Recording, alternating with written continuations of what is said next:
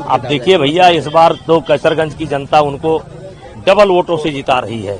अब जीतने के बाद वो जैसा कर्म करेंगे वैसा उनके सामने आएगा। आपने ये भी कहा हुई है जो राम वो मेरे बारे में मुझे क्या करना है। देखिए, जिंदगी रेल की पटरी की तरह नहीं चलती है। जिंदगी नदी की धारा की तरह है और नदी की धारा अपना रास्ता बदलती रहती है। इसी को थर्ड फोर्स कहते हैं, इसी को ईश्वर कहते हैं।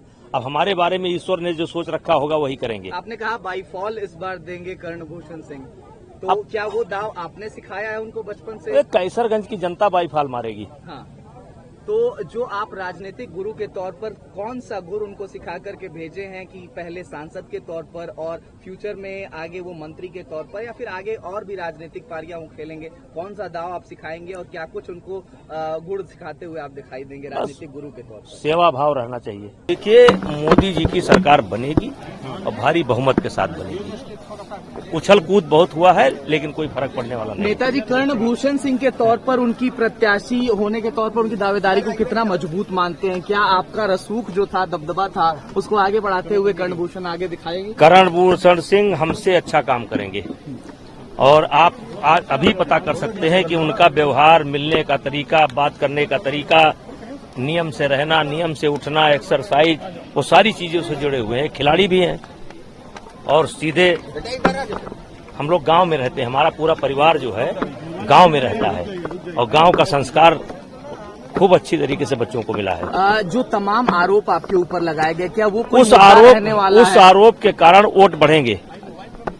तो मुद्दे कुछ और रहने वाले हैं यहाँ पर, जो गोंडा, कैसरगंज और पूर्वांचल की नहीं, देखिए, कैसरगंज में एक ही मुद्दा रहता है, बृजभूषण सिंह।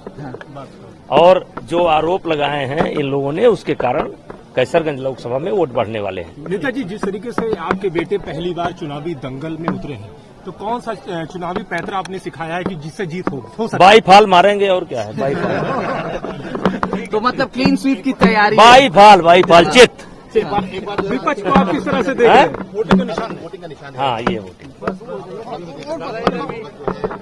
नेताजी, 400 पार का जो नारा नरेंद्र मोदी जी ने दिया है, क्या लगता है वो सार्थक होता हुआ? बहुत जबरदस्त तरीके से सरकार बन रही है। डिम्पल यादव यहाँ आई हुई थी, उनका ये कहना है कि जो 400 पार का नारा लगा रहे हैं, जिस तरीके से यूपी के 80 सीट जिताओ और संविधान बचाओ, यानी कह रहे हैं कि संविधान खतरे में, आप इसको किस तरह से देखें? देखिए, वो अपनी पार्टी की नेता हैं, पूर्व मुख्यमंत्री की पत्नी हैं, अपनी बात रखने का उन्हें हक है। पूरे हमारे देवीपाटन मंडल की जनता, यूथ, गरीब सब प्रसन्न है, क्योंकि यहाँ कर्णभूषण सिंह का यूथों से बड़ा अटैचमेंट है। वो एक नेशनल खिलाड़ी हैं, खेल में भी उनकी रुचि है, उनकी रुचि गाय में है, उनकी रुचि भैंस में है, उनकी रुचि खेती में है। तो हमारे क्षेत्र की जनता बहुत प्रसन्न है।